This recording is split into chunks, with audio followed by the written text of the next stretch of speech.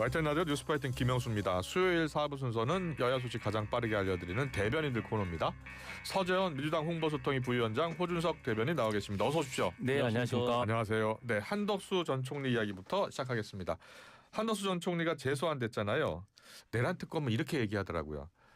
지난번 헌재 탄핵 심판 때 탄핵안이 기각이 됐었잖아요. 네, 맞습니다. 지난 3월에요. 근데 그때와 좀 달라졌다는 겁니다, 상황이. 네네. 어떻게 달라졌다는 거예요? 여러 가지가 달라졌다는 것 같고요. 예. 실질적으로 그 당시에는 진술이 있었고 예. 지금은 CCTV 영상이 있다. 그럼 증거가 있다는 거예요? 그렇죠. 그렇게 보는 게 합리적일 것 같고요. 그 당시 헌재에서도 이것이 그 한덕수 총리가 그 죄가 없다는 것이 아니고 예. 위헌 소지가 있으나 그 예. 당시 헌법재판소 임명 2명을 하지 3명인가요? 하지 않은 것에 대해서 국회에서 요청했는데 하루 사이에 그냥 시간적 여유가 없었다라는 부분 하나. 그리고 한덕수 전 국무총리께서는 비상계엄 당시에는 위헌 소지가 있었기 때문에 적극적으로 말렸다라는 말씀 진술을 했었지만 CCTV 영상에서는 사전에 계엄 문건에 대해 상의하는 모습, 그리고 나서 사후에라도 어떤 부서하다 하면서 또 폐기하는 부분, 그 영상에서는 진술과 다른 부분이 있기 때문에 진술을 믿을 것이냐, 영상 CCTV를 믿을 것이냐, 특검은 CCTV를 믿은 것이죠. 그렇군요. 그렇죠. 예. 네. 지난 3월에 한덕수 탄핵안 기각할 때 헌재 입장을 발표를 보니까 비상계엄 선포권에 정당성을 부여하기 위해서 국무회의를 적극 소집했다라는 등의 적극 행위를 인정할 만한 증거 그리고 객관적인 자료를 찾을 수 그렇죠. 없었다라고 했는데 그 판결문에는. 근데 특검이 이제 그때와 상황이 많이 달라졌다는 거예요. 곧 영장 청구 가능성 이야기 나오거든요. 호준석 대변인은 어떻게 보고 있어요?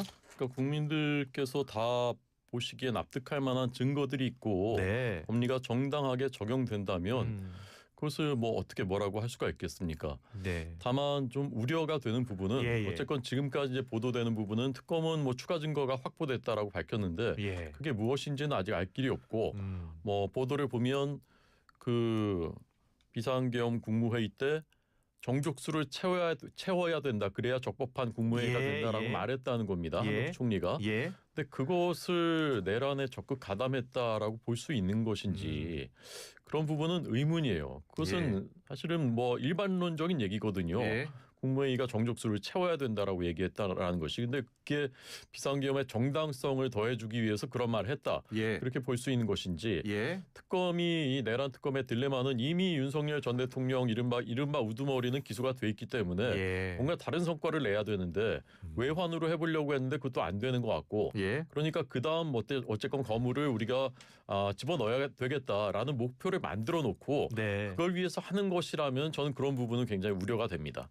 이게 법대로 법리대로 돼야 되는 것이고 지금 생각해 보면 비상계엄이 우리가 부당했다라는 것을 다 인정을 하지만 그 당시 상황에서 그날 갑자기 그걸 알고 있었던 사람은 윤 전 대통령과 김영현 그 장관밖에 없었는데 한 총리가 갑자기 불려갔는데 이걸 왜 하는지 이게 도대체 어떻게 된 건지 잘 모르는 상황에서 뭐 CCTV에 이걸 뭐 문건이 보는 걸 찍히고 했다고 해서 그것을 지금 기준으로 판단할 수 있는가 그런 부분은 하여간 공정하게 객관적으로 잘 그 특검이 판단했으면 좋겠습니다. 그래요. 그 당시 때 한덕수 총리는 이렇게 얘기를 했거든요. 계엄 선포하지 못하도록 윤 대통령을 설득했고 그래서 국무회의 소집을 건의했다라는 주장을 편 거고 지금 특검은 아니다 의심이 된다는 거예요. 그렇죠. 그래서 그 당시에도 모 언론에서는요. 그 윤석열 전 대통령께서 그 계엄을 저녁 때 하려고 했었으나 그러면 이제 위헌 소지가 있기 때문에 국무위원을 소집해야 된다 해서 11명 즉 윤석열 대통령 포함해서 12명이 되고 나서 바로 시행했었잖아요. 그러니 적극 가담자라고 이제 인식하는 것이죠. 그렇군요. 특검은 한덕수 당시 총리가 계엄 선포 전에 절차적 정당성 확보를 위해서 국무회의 소집을 건의한 그런 의심이 있다라고 보고 있는 거고요. 알겠습니다. 그리고 한덕수 전 총리 관련해서 위증 처벌을 위해서 지금 위증 관련 법 개정을 지금 추진하고 있는 거죠. 네네 맞습니다. 그러니까 국조특위에서 그 위증한 부분이 증명이 되었다면 처벌을 받아야 되잖아요. 그러나 지금 보면 그 당시에 그 어떤 위원이 이제 지시 확인을 해야 되는 것이고 주체가 돼야 되는 것인데 그 위원회가 주체가 돼야 된다면서요. 없어진 거잖아요. 그 위원회에서 그 고발을 할 수 있는데 그 위원회가 지금 없어지니까 그러면 고발할 이제 수 없다. 본회의에서 의결할 수 있게 하자. 저는 이거 이중 처벌은 아닌 것이다. 그러니까 처벌을 받았는데 처벌을 하거나 혹은 어떻게 보면 그 과잉적으로 처벌하는 것이 아니기 때문에 이건 법의 어떤 해석의 모호성이 있기 때문에 이건 법의 완결성 측면에서 해야지 이런 사례들이 이번 건이 아니고 다르게 적용이 될 수가 있는 거잖아요. 그래요? 예. 그러면 법을 개정해야 되는 게 국회의원의 의무 아닌가요? 호준석 대변인은 예. 어떻게 보세요? 그러니까 대한민국은 법치 사회지 않습니까? 예. 법치라는 것은 우리가 합의해서 만든 법을 지키자 네. 서로 약속하고 안 지키면 처벌하고 해야 하는 것이 이제 법치 사회입니다. 그런데 지금 민주당이 하고 있는 일은 이미 몇 년 전부터 국회에서 마음대로 법을 막 정하는 것이거든요. 심지어 이제 소급 입법까지 해가지고 지금 법으로 어떻게 할 방법이 없으면은 새로운 법을 우리 마음대로 만들어서 옛날 것까지 거기 소급할 수 있도록 하겠다. 이러면 이것은 이제 법치 사회도 아니고 민주주의도 아니고 독재 사회입니다. 독재 사회. 근데 이런 일이 벌써 이제 오랫동안 그 자행이 되고 있는 것이고 법을 국회라는 입법부를 만들어서 거기에 여당 야당이 함께 있게 하고 거기서 협의하도록 한 것은 누구나 나는 이 법을 지키겠다라고 합의가 돼야지 우리 사회에서 그 법이 통용될 수 있기 때문이에요. 근데 지금 민주당은 그게 아니잖아요. 우리가 그냥 과반 정당이니까 뭐 대화도 필요 없고 합의는 당연히 필요 없고 그냥 마음대로 법을 만드는 거지 않습니까? 이렇게 되면 국회를 운영할 필요가 없습니다. 그냥 총선해서 과반 정당이 되면 그 당이 그냥 법 마음대로 정해라 하면 되는 거지 왜 국민 세금을 써서 국회를 운영하고 야당을 둡니까? 국회 소관위원회에서 증인을 불러서 물었는데 증인이 거짓 증언을 했다, 위증을 했다라고 그렇죠. 하면 그 소관위원회가 고발을 해야 된다는 건데 그 소관위원회가 지금 없는 상황이기 때문에 이제는 본회의 의결을 통해서 고발할 수 있도록 하겠다는 그런 취지의 지금 법 개정과 관련해서 이게 소급 적용이 되기 때문에 안 된다라는 게 이제 야당의 입장이에요. 그러니까 처음에 이제 시작할 때는 소급이라고 할 수 있겠지만 이게 미비잖아요. 미비. 보완인 것이고 이거는 이 건뿐만 아니라 다른 건도 있어요. 뭐 당에서도 뭐 선관위에 관련돼서 그 당시에 어떤 요청이 주관이 없었는데 선관위가 해체돼 버리잖아요. 그러면 지도부가 또 당무 의결을 해서 할 수 있는 겁니다. 그러니까 보완으로 이해하시면 되고 다만 이것을 또 막 민주당의 독단적 이런 것보다는 협의가 아니고 합의해서 이런 건 이루어 나가면 될 것이다. 그리고 이것이 소급이 안 되더라도 한덕수 전 국무총리가 또 법망에 빠져나갈 수 있는 환경은 아니잖아요. 그래서 이런 사례가 발견되었으면 보완하는 것이 국회의 의무라고 다시 한번 강조드리고 싶어요. 그리고 또 민주당이 추진하고 있는 것 중에 윤석열 전 대통령 체포영장 집행 때 속옷 저항했던 그 영상 지금 확보하기 위해서 법사위에서 지금 자료 제출 요구한 상황이고요. 그렇죠. 이성윤 의원은 다음 주에 꼭 보여드리겠다라고 했어요. 법치라는 그 기준을 가지고 다시 말씀을 드리고 싶습니다. 좀 전에 이제 그 하신 말씀도 작년 총선 때 국민의힘과 민주당의 전국에서의 지역구 득표율이 45대 40 정도 됐습니다. 민주당이 45, 국민의힘이 40이었어요. 그러나 의석수는 차이가 많이 났죠. 근데 지금 그 민주당이 하고 있는 것은 그냥 100대 0이거든요. 100대 0으로 마음대로 입법을 하고 마음대로 집행하고 법에 없는 일조차도 하겠다라는 것입니다. 저는 법치의 기준에서 볼 때 윤석열 전 대통령이 영장 집행에 응하지 않은 건 잘못이라고 생각합니다. 그건 잘못한 겁니다. 그런데 그것도 똑같은 기준으로 볼 때 법은 만인 앞에 평등해야 되는 것이죠. 지금까지 우리가 저 기자 생활 30년 했는데 영장 집행하는 과정을 국민들한테 공개했다. 한 번도 본 적이 없는 일입니다. 이것은 뭐 아무리 흉악범이라도 우리가 기본적으로는 법으로 보호하고 최소한의 인권은 보장하는 것이지 않습니까? 그런데 이렇게 한 번도 본 적 없는 일을 저 사람은 내란 수괴니까 우리가 마음대로 해도 돼. 이렇게 하는 것은 법치사회 아니죠.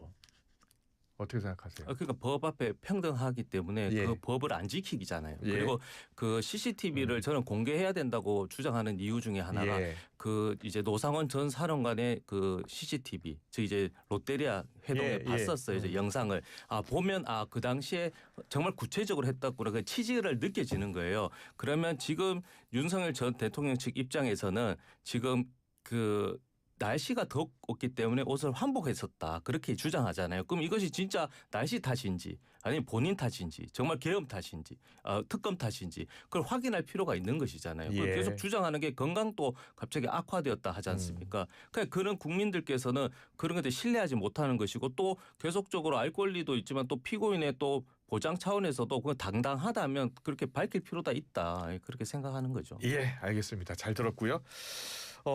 지금 그 서울 남부지검이 건진법사 관봉권 띠지를 분실한 것을 놓고 지금 논란입니다. 정성호 법무장관이 감찰 지시를 한 상황이고요.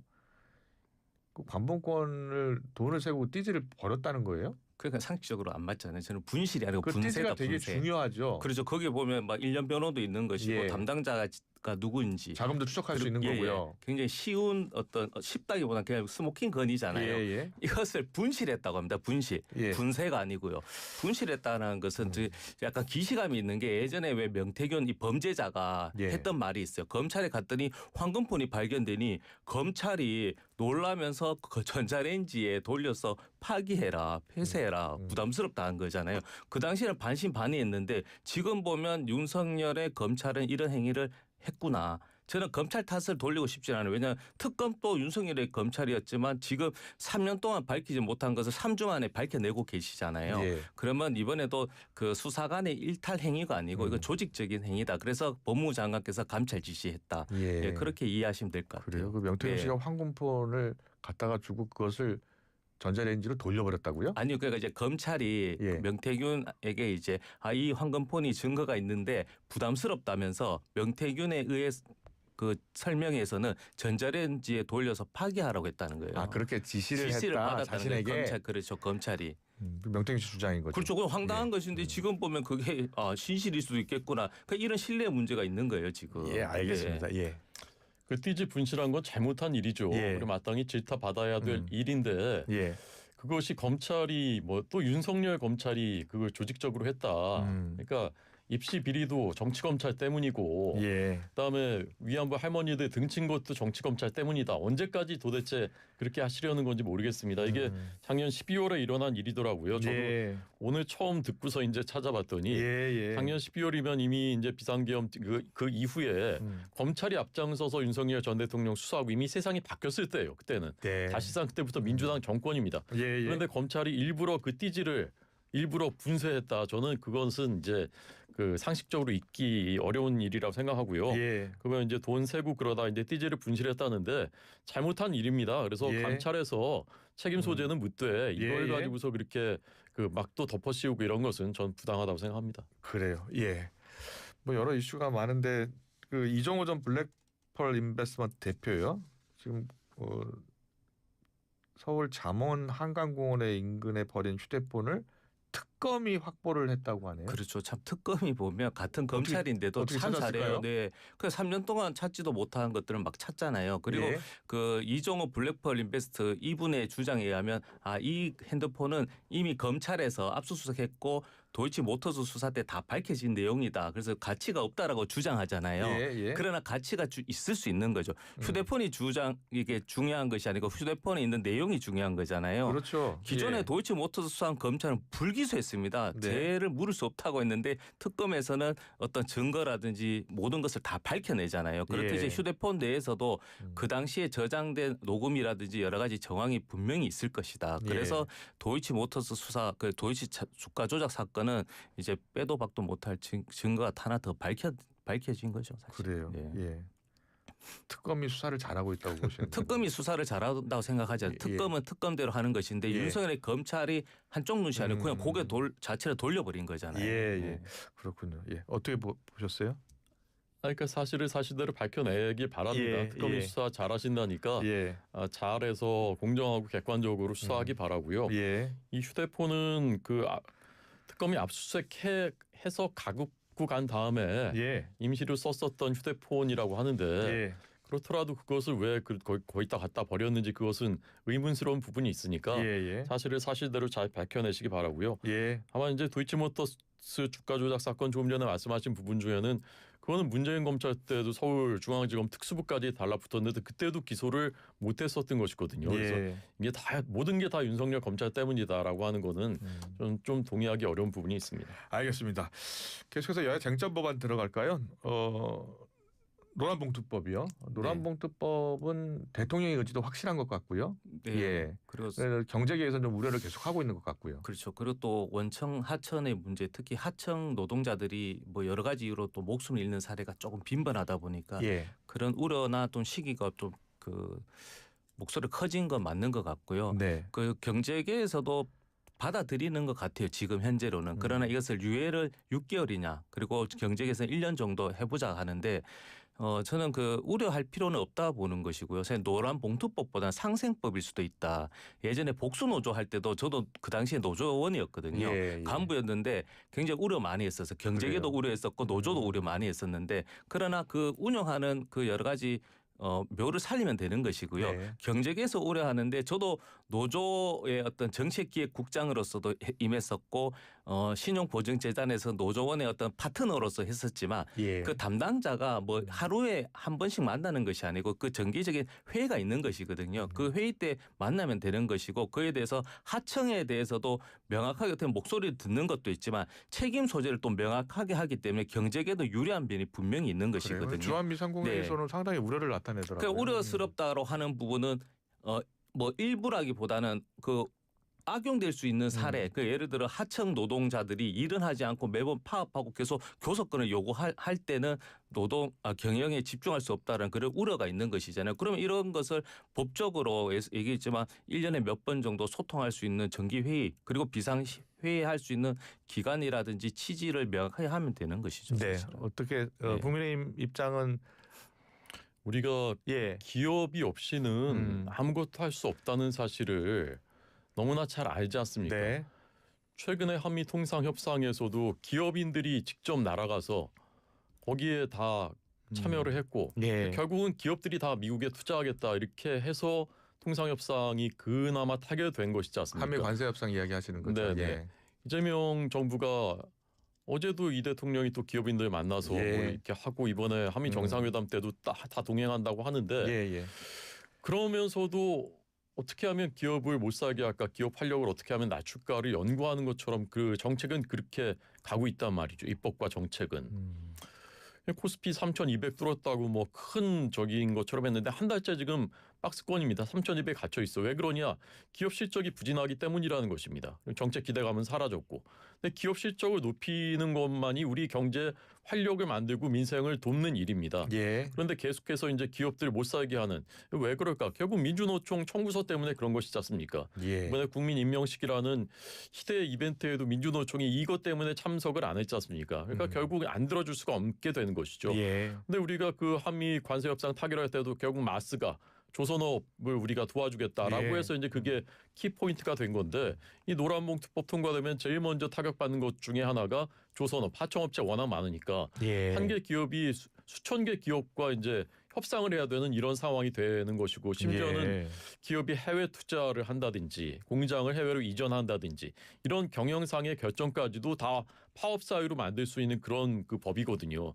재계가 우려할 일이 아니라고 하시는데 재계가 당사자들이 다 너무나 심각하게 우려하고 오죽하면 1년만이라도 유예해달라고 하는데 어떻게 우려를 하지 말라고 하십니까? 그러니까 제가 말씀드리는 거는 그 기업을 옥죄는 법으로 규정할 필요는 없다라는 것이고요. 그리고 법이 통과되면 저는 뭐 6개월 해도 되고 1년 유예는 그거는 뭐 할 수 있는 거잖아요. 그러면 국민의힘에서도 이런 부분 우려가 있다. 그러면 이거 보완하자라는 식으로 주장하고 협의해야 되는 것인데 이것을 기업을 또 어떻게 보면 옥죄고 기업의 편이 아닌 노동자의 편이라고 이렇게 몰아세우기 때문에 조금 대화가 더 안 되지 않나. 알겠습니다. 불안하지 않냐 그런 거죠.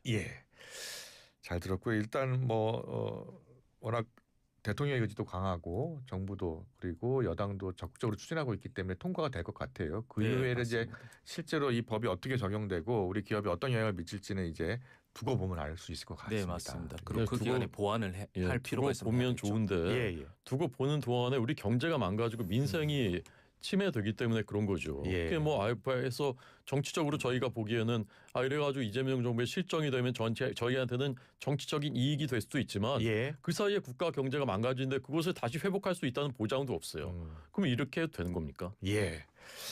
하실 말씀 더 있어요? 많죠. 사실 그래요? 예. 6개월에 대해 6개월에 대해 망가질 보장이 없죠. 사실. 예, 그리고 알겠습니다. 기업 이익이란 게 노조 관련 지켜보자라는 그렇죠. 말씀이신 거예요? 지켜보고 그 이후에 그 6개월 뒤 진짜 기업 이익이 훼손됐는지 그렇죠. 주가 지수가 언제 되는지 6개월 뒤에 보자. 한번 평가받자. 알겠습니다. 잘 들었습니다. 그리고 최근에 그 3대 입법 그러니까 검찰개혁, 또 언론개혁, 사법개혁 이 3대 입법을 속도를 내겠다. 정광석처럼 추석 전에 마무리 짓겠다는 게 지금 여당 정청래 대표의 생각인데 최근 일부 법에 대해서는 좀 공론화 과정을 거칠 필요가 있다라고 이 대통령이 직접 이야기를 한 것 같아요. 네, 맞습니다. 이것은 그 기본적인 말씀이신 것 같아요. 그러나 이것이 그러니까 저도 홍보 소통 활동하지만 홍보도 중요하고 소통도 중요하잖아요. 그래요. 아무리 좋은 정책이라도 국민들이 이해하지 못할 수도 있는 거잖아요. 그럼 소통할 의무가 있고 설명할 의무가 있는 것인데 이것이 곧 속도전 즉 이제 지연전을 하라고 말씀과 등치시켜서는 안 되는 거죠. 지연전이라고 표현은 그렇죠. 없었던 것 같아요. 속도도 내면서도 홍보 소통 다 같이 해야 된다는 말씀을 하신 걸 저는 이해는 가는데 홍보 소통 없이 그리고 국민께 공론화 과정 없이 일방적으로 밀어붙이는 인식을 하게 되면 당연히 부작용이 더 있는 거잖아요. 그리고 모든 법안은 100% 흥결이 없는 게 없지 않습니까? 그러면 미흡한 부분도 들을 필요가 있는 것이고 때로 놓치고 있는 부분도 분명히 있는 것이기 때문에 공론화는 선택이 아니고 필수다. 다만 그것이 속도와 연결짓는 것은 아니다. 그렇게 저는 이해하고 있습니다. 그렇군요. 이재명 대통령이 정성호 법무장관에게 핵심 쟁점들 더 공론화하고 갑론을박해야 할 필요가 있다라고 언급을 했습니다. 어떻게 생각하세요? 그러니까 법무장관한테 그 말씀하신 걸로 봐서는 검찰개혁 얘기인 것 같아요. 다른 쟁점 법안들은 포함이 되지 않은 것 같은데 제가 보기에는 이미 사법부와 검찰은 우리가 다 장악을 했기 때문에 검찰개혁 이렇게 무리하게 서두를 필요 없다. 저는 그런 의중이라고 저는 해석했습니다. 이미 사법부도 어제도 그 이재명 대통령의 최측근 김용 씨 보석 허가 받았고 줄줄이 다 이제 우리 편들은 다 이제 풀려나고 검찰도 이제 사실상 다 장악이 됐거든요. 그러니까 급해질 게 없는 거죠. 검찰 개혁은.